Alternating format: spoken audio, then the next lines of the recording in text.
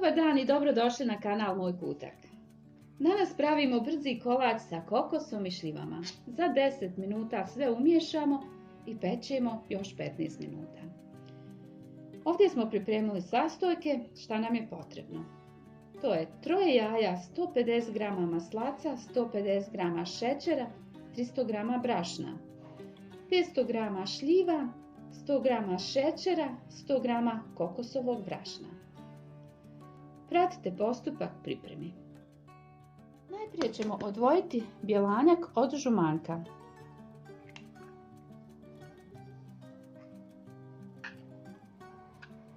I stavljamo žumanjak u brašno, a bjelanjak odvojimo.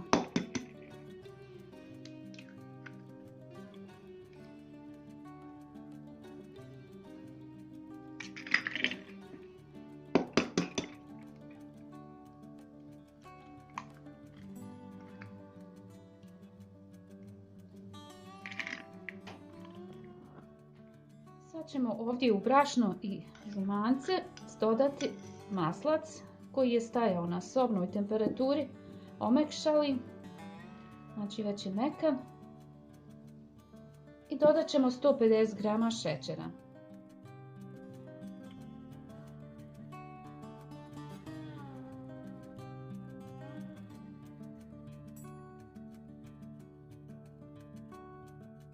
Malo ćemo rukom da omekša maslac, da se sjedini. Trebamo dobiti mrvice. Dobili smo ove prospite mrvice gdje se sjedinilo i žumanjak sa brašnom i maslacem, šećer, i to je to. Ova prva nam je kora spremna. U manju tepsicu smo stavili papir za pečenje i sad smjesu rasporedimo ove mrvice po cijeloj tepsi. To ćemo malo pritisnuti rukama, prstima.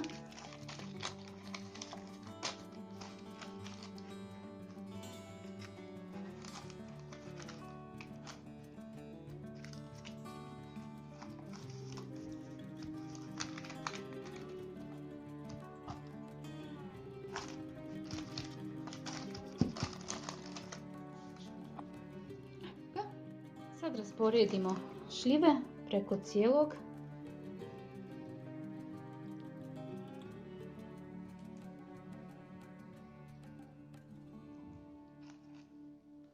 Umjesto šljiva možemo koristiti ili pekmez neki kiseli, ako nemamo šljive, ali pošto je sad sezona šljiva, ja sam se odlučila ponovo za šljive. I ova kombinacija sa kokosom bit će odlična.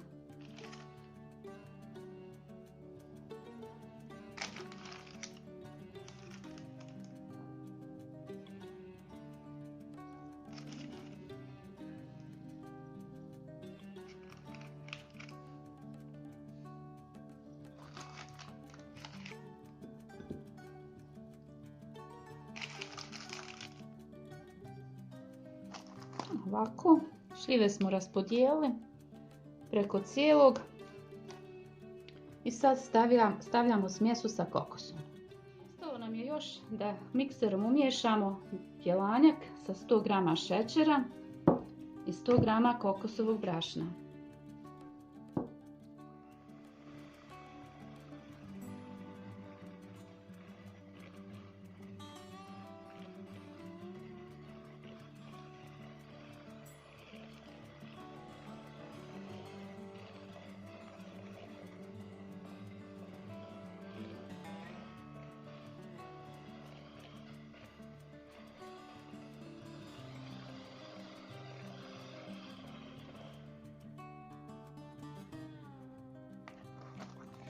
Stavljamo smjesu sa kokosovim brašnom preko cijelih ovih šljiva.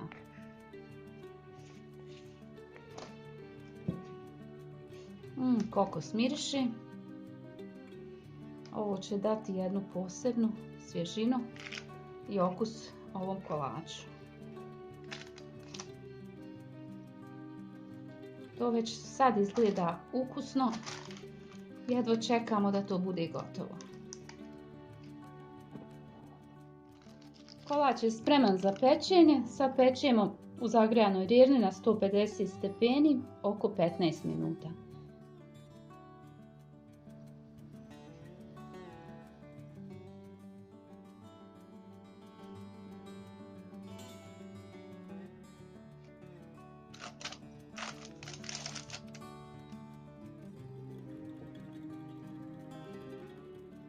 I na kraju kolač je pečen. Ovako izgleda. Pekao je se 15 minuta na 150 stepeni. Svakako treba provjeriti. Bolje je da zadrži ovu svjetliju boju. Sad možemo poslužiti. Ukoliko vam se i ovaj recept dopao, svakako pritisnite like, pišite komentare, javite se i dalje pratite kanal Moj kutak za sve nove recepte. Prijatno vam želimo i puno pozdrava!